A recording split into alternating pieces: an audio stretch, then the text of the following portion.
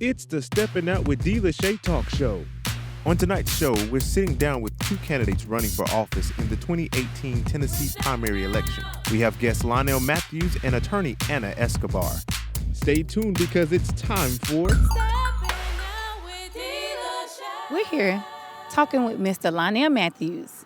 He is running for juvenile court clerk. That's right. On May 1st. He is wanting the votes of the voters in Nashville, Tennessee, Davidson County.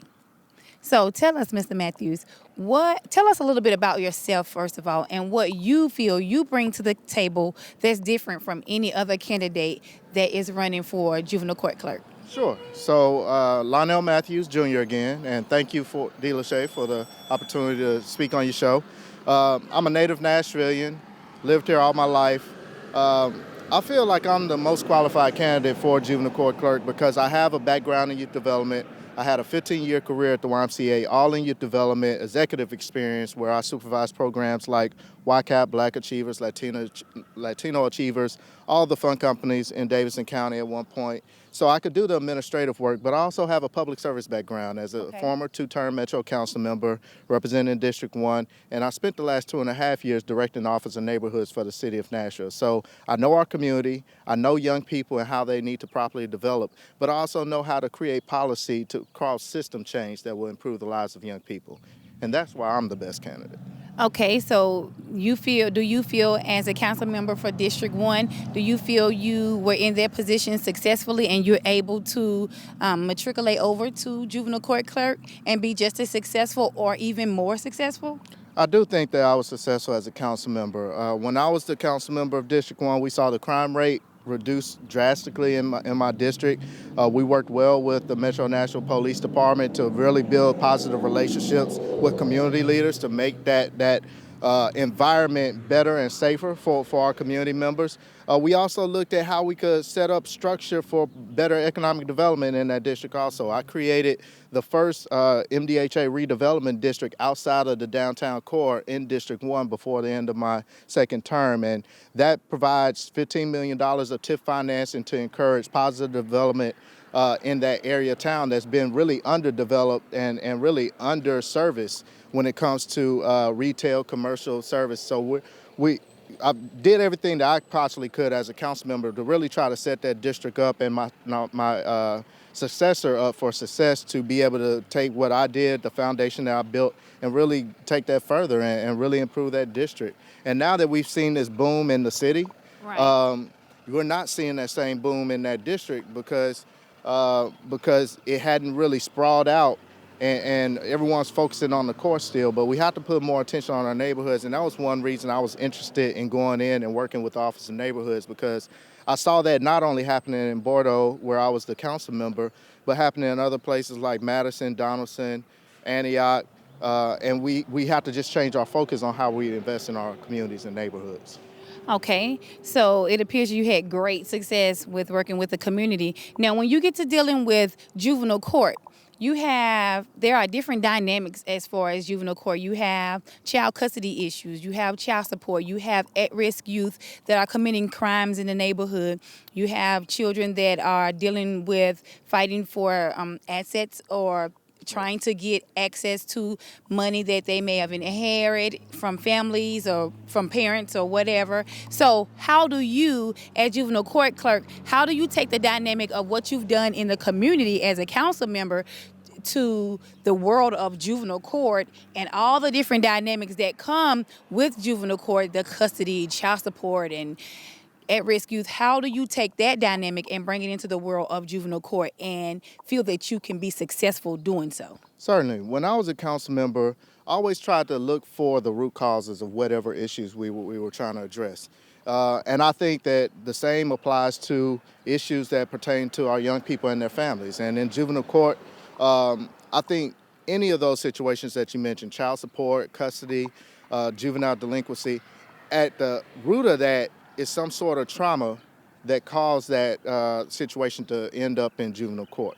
Okay. And as the juvenile court clerk, I believe that the clerk's office is the one that sets the tone for the experience someone has in the court. So my first goal would be not to add on to the trauma that has brought someone to the court in the first place. I want to make sure my staff are trained in trauma-informed care. I want to make sure they're trained in adverse childhood experiences so that they're very sensitive and compassionate when we're providing service, because the clerk's office is the first office that you normally see going into court, and it's Right. probably going to be the last office that you see. Mm-hmm. Second, I want my staff and myself to be able to recognize when we see social determinants and a pattern begin to develop. So as we process and as we work with different families, we're going to continue to see some of the same issues coming up that really cause people to end up coming to court in the first place. Right. I want to be able to analyze the data and information that we're gathering in that office, work with community partners like nonprofits and faith-based programs to inform them on what we're seeing and what they could be doing in the community to better service those young people, because Right. my goal would be to not see a young person come in contact with my office in the first place. Right. So when you talk about community, we're out in the community now, and we lived in a time when people sat on their porch and enjoyed the community, a beautiful day as like today. Well, you have now people that are afraid to sit on their porch because they're afraid of young people, youth, juveniles, doing harm to them and just not feeling safe, afraid of being robbed or afraid of children riding up and down the street getting hit, them getting hit by, gunfire, stray bullets. So as a juvenile court clerk, would you or do a juvenile court clerk work extensively with the magistrates and judges at the juvenile to, help combat crime and work with these children so that they are not out here committing crime, so people in the community will feel safe to be on their porch and enjoy their home that they've spent years, to pay for? So a couple things. I indeed definitely will want to work collaboratively with the judges and magistrates at the court. Right now, Judge Sheila Calloway is implementing restorative justice practices within juvenile court. I've had the honor and fortune of being part of that work just with my position in the Office of Neighborhoods, of being able to help advise what restorative justice should look like in juvenile court. But I want to take that further and be a partner with Judge Calloway as the clerk. I want to make sure that everyone is embracing the culture of restorative justice, because it's a different philosophy in court. It changes the traditional philosophy of crime and punishment. We just arrest, detain, isolate a kid, and hope that they come back into society magically better. Magically. Yeah. Magically is the key word. Right. To a philosophy of we need to restore the harm that's done. Not only the harm to the victim, which we need to pay attention and give the victim a voice to talk about how they could be made whole again, but the harm and the trauma that would cause the responsible youth to commit an offense in the first place. And we need to do that by implementing quality diversions that's transformative in young people's lives. The second thing I'll say is we have to rebuild the village, and that's actually the theme of my campaign. We have to make sure that when we were younger, we had these supports in place, whether it was your parents and your parents would reach out to their friends and coaches, and you had teachers and you had different programs, and you had different key caring adults that were just surrounding and supporting you.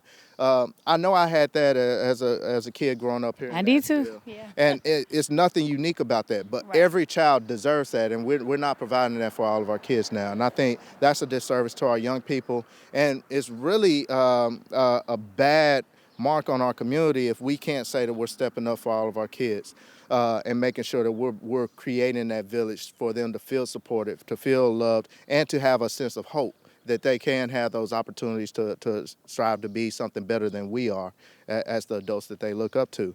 We need both of those. We need to change the philosophy, and we need to rebuild the village. So are you saying that your goal as an elected juvenile court clerk is not just to make sure the administrative part of the juvenile court is, successful and in order, but to collaborate with the magistrates and judges in helping rebuild the entire community?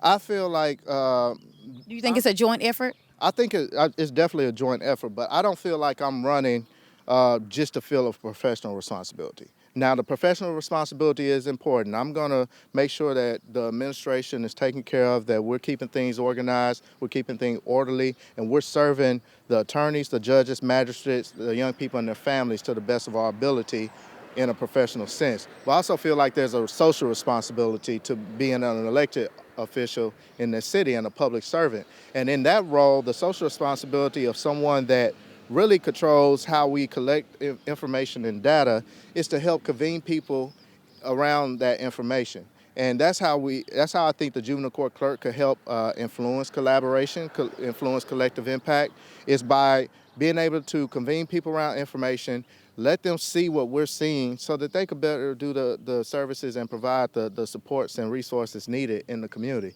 I want to work with churches. I want to work with nonprofits. I want to work with grassroots organizations that can't get their 501c3 to figure out how do you get your 501c3 so that we could build capacity and serve more young people, because the limited amount of nonprofits that we have aren't getting the job done. So we have to build capacity and we have to do more for our young people. So my last question for you, Mr. Lionel Matthews Yes. Jr.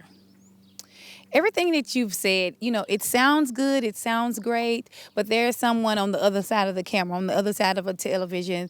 They may be sitting there and saying, what he says sound good, but can I really trust him? Yeah. So my question to you is, can the people trust you to get in office and be accountable for the things that you say? Because it sounds good, but a lot of times candidates get in office and they don't necessarily adhere to everything that they said that they were going to go in or put forth the energy and the effort that they said that they were going to do while they were campaigning. So can the people trust you? The people could absolutely trust me. And I'll say this, don't just listen to my vision for what I want to do.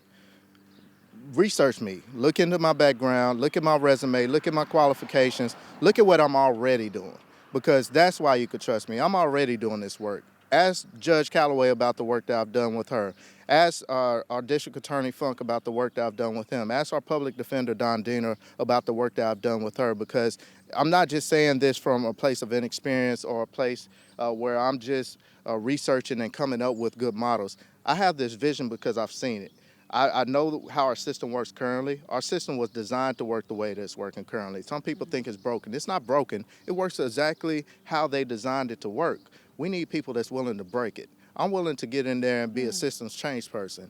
And I have a vision. I have a great vision. I know that some people will fight my vision. I know that some people will push back that's been in government and really been used to how things have run. Some people have the mentality of if it's not broken, if it's not broken, it don't need to be fixed. But so you're saying that sometimes things need to be broken in order to be fixed? Some things have to be broken to be fixed because the outcomes for everybody inequitable. And we have to make sure that across the board, everyone is in a better place at the end of the day. Our communities have to be in a better place, but the people that are committing offenses in our community have to go back to the community whole and be able to be a contributing factor of society.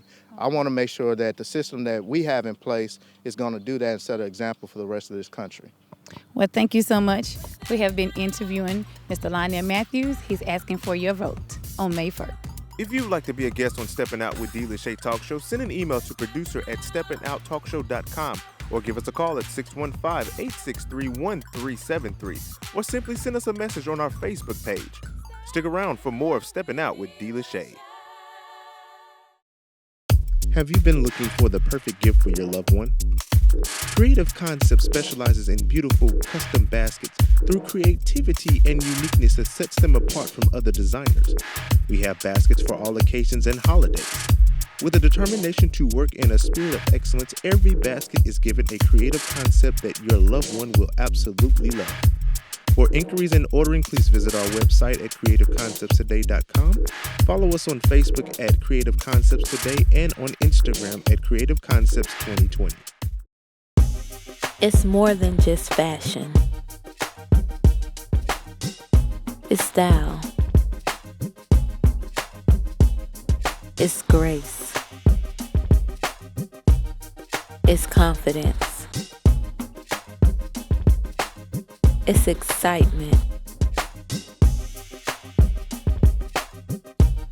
It's Jasmine Marie.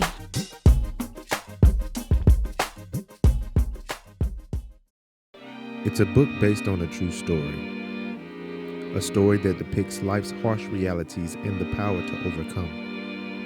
Author Erica Hannah Fowler presents her book, Only If You Knew. Call 901-314-9148 to get your copy today.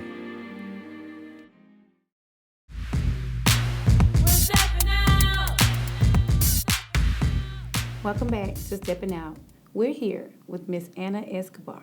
She is running for General Sessions Judge, Division 3. She is one of the votes of the voters in the community of Davidson County on May 1st. Thank you so much for allowing us to interview you and get your thoughts and your opinion. So, Ms. Escobar, can you please tell us a little bit about yourself? Well, as you said, I'm Anna Escobar, and thank you so much for giving me this opportunity. So I was born in Bogota, Colombia, South America, and so so my parents came to this country when I was 6 months old, and I became a citizen when I was 12 years old. But I have lived in Nashville almost all my life. I went to grade school here, high school, and college here. I went to Vanderbilt. Okay. And then I went to George Washington Law School. And while I was there, I wanted to be a lobbyist. You know, I thought I was going to, be in D.C. and all that great stuff. Right. But then, Sounds good. Yeah. Then, back when there were bulletin boards, I saw a little flyer for the public defender's office here in Nashville, and they needed a Spanish speaker. And I thought, this is too, coincidental. So I interviewed, and back then the public defender was Carl Dean. Oh, wow. Yes. So that was back in 1995. Right. And he kind of saw, at the time there weren't that many Hispanic people here.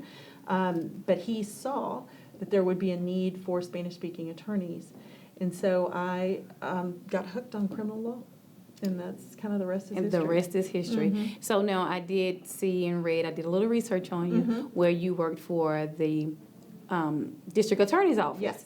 Now in Division 3, they handle a lot of domestic violence cases. And when I was reading, and researching you and everything, I see where a lot of the cases for domestic violence is in Division 3, and they 8 of the 12 months out of the year, they deal with domestic violence cases. So that's important to you? Yes. So one of my last jobs, I had to leave my last job, was team leader of the domestic violence unit for the DA's office. And last year, we handled about 5,500 cases of domestic violence. Yes, okay. And the police had 26,000 calls. Now, those calls didn't all end up in a warrant, but we did prosecute or review 5,500 cases. And so we, at the time, had 10 attorneys, 8 victim witness coordinators, and 1 person that helped us with the support of all the unit. So it was a big team. Right. And the thing that people need to know is domestic violence in Tennessee is defined very broadly. You can have roommates under the law. They can be charged. That fall under domestic violence? Oh, okay. You can have family members and then intimate partners. So you kind of see the whole spectrum when you're looking at these cases. Sometimes, unfortunately, there are college roommates that get in fights, and then all of a sudden it's labeled a domestic. And I believe that happened to a football player at UT. I think he got in a fight with his roommate last year or something like that. I'm not sure, but I know it happened at MTSU with 2 basketball players. Well, one of the girls was on the basketball team, one killed the other. So I do remember that story. That's right. Now, so we've seen in the last few weeks where women have been killed by their partners, not necessarily in Davidson County, but in another county here in the state. So as a general sessions judge, when you're asking the people to vote for you, and 8 of the 12 months out the year, you all deal with so many domestic violence cases. What can the people in Davidson County, how can you assure them that you have the best interest of the victim at heart so that their lives are not in jeopardy or they're in fear of their life? What is that you can assure as a seated judge that the people voted for, that you would do all you can to make sure victims are protected? So that is a very complex question, so I'll answer it this way. Last year, we had 13 domestic violence homicides here in Davidson County, and some of those victims had never called the police, which is, Right. so it's just troubling. So, but what I would say is that not one person and not one nonprofit is going to solve domestic violence. It takes a whole system working together to support victims, and also to hold those accused of domestic violence accountable. So there's a system of care out there. Right. And actually, when I would go to conferences, I did find that Nashville's actually very advanced. This year, hopefully this year, maybe next year, we're going to open up the Family Justice Center, and that's a $20 million facility where it will be one-stop shopping basically for victims of domestic violence and child sex abuse. So you're going to be able to have counseling, talk to a detective there, talk to various nonprofits there, all under one roof, and it's on the bus line. It's on Murfreesboro Road. So what makes you so passionate about domestic violence in the aspect of, from this perspective of being a assistant prosecutor and wanting the seat of judge? What makes you so passionate about it? So I have always, as an attorney, whether I was a defense attorney, public defender, or a DA, I love helping people who cannot speak for themselves, whether it's because of their education or they're just not confident or they can't speak the language. I love being their voice. And so back to I never answered your original question. The system and judges, all the stakeholders, we need to reevaluate how we're doing this, because obviously sometimes throwing people in jail is not the answer, because when they get out, they are still, going to have, right. So we need to figure out how we can support these victims through these different systems of care that we have. And also, what kind of help can we get this person who's been accused of domestic violence, whether it be mental health help, something for their addiction, batterers intervention. So you're saying that your focus is not necessarily to just make sure that the person that is accused of this is prosecuted, but to also put things in place to make sure the victim is protected, and to also, put things in place, classes or whatever, for the accuser, so that this pattern of behavior is not repeated. Yes. Is that what I'm understanding? Yes, and what's complicated about this is that statistics shows us that it takes someone sometimes 7 times to leave an abusive relationship. So when the police are called and when that person comes into the justice system, we don't know where they are on that journey. And they may not be ready to leave that abusive relationship because of money, housing, self-esteem, children. So you almost have to respect that, at least as a prosecutor. You have to respect that so that when they are ready, they know we haven't judged you and we're here with open arms to help you. So how would you, if you are elected judge, how the people, maybe someone on the other side of the camera, on the other side of the television, have the question, how will you personally hold yourself accountable to make sure you're, your integrity, hold yourself to your integrity, making sure that you're not biased or anything like that? How will you hold yourself accountable? Well, the great thing about my experience has been that I have for 10 years did represent people accused of domestic violence. And so I understand the challenges when you are accused of it.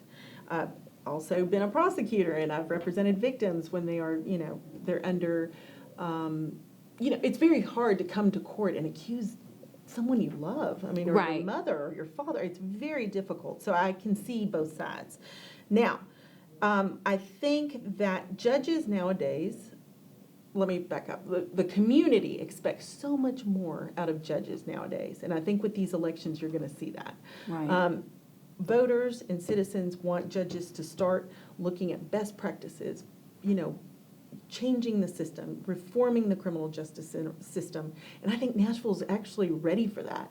So it's almost an exciting time in criminal justice where, the community is willing to let judges kind of look into it, make a better decision on how we treat people with, a batterer syndrome, So if you are elected by the people, do you have a plan or a goal set out that you would like to make changes in the first 60 days, 90 days, first year?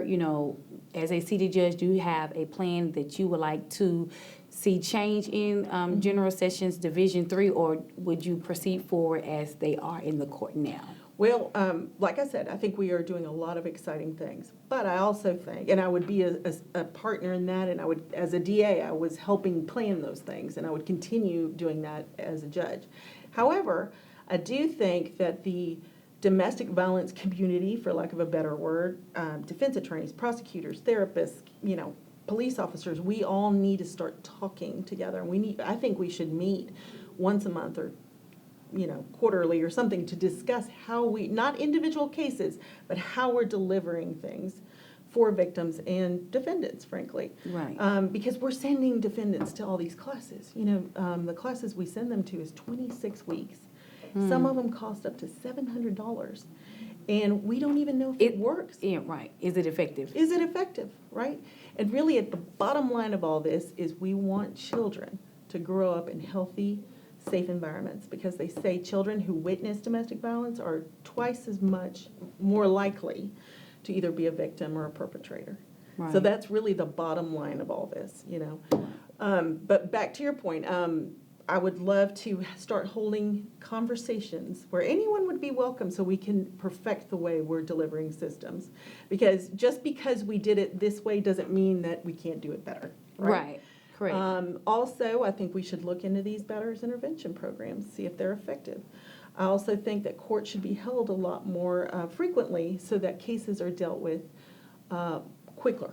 Right, And right. that benefits both sides. Right. Correct. Because sometimes if you make bond, your case could take 2.5 months to 3 months to be heard. Wow, yeah. And that's putting your life on pause. Right. Until That's way everything too- has yeah. gone through. Mhm. So I want to ask you, like Okay. I asked every other Mhm. candidate, you know, the voters and constituents, they feel that sometimes politicians or candidates, they say everything that sounds good. And, you know, sometimes people have itchy ears and they're listening for that Right. certain sentence to get to decide if they want to vote for that person or not. And then once the person is in office, they may not uphold everything that they said that they were going to do. So my question to you, as it is to any other candidate, can the people trust you? Well, as we were discussing earlier, I have been a lawyer for 22 years. I've never had a bar complaint. I am not Never had a bar complaint. Never had a bar complaint. Never had a bar complaint. That's amazing. Yeah. So Because some and- people will complain just because they're mad. So Right, that is right, amazing. Right. And I'm not a politician. If you look at my resume, I have participated in 20 nonprofit boards, professional associations, government commissions, not because I wanted to be elected to something, but because I am a Nashvilleian and I care. Right. Okay? And, you know, judges can't comment on specific Right. cases. Correct. But I have told, for instance, the Equity Alliance in the Nashville Bar Association, that y'all should come into the courtroom and give judges a report card on how they're running their court. Oh, yeah. Don't wait till election time. Do it once a year. And like I said, once again, rulings are different. You can't, you know, really do that with the way particular cases Right. are handled. But is the judge coming on time? How efficient it is? How they treat everybody in the courtroom? I would encourage, and I know I would not be embarrassed so Right. if the community did that. Well, it seems you do a So- lot of self-reflection and Yes. looking and holding yourself accountable, and Yes. that's very important Yes. to the voters. So I want to thank you so much for allowing us the opportunity to interview you. If you would like to research Ms. Escobar, her information is at the bottom of our screen. Research her. Learn everything you can about her. She would love to have your vote on May 1st. I'm D. Lachey, and we are stepping out.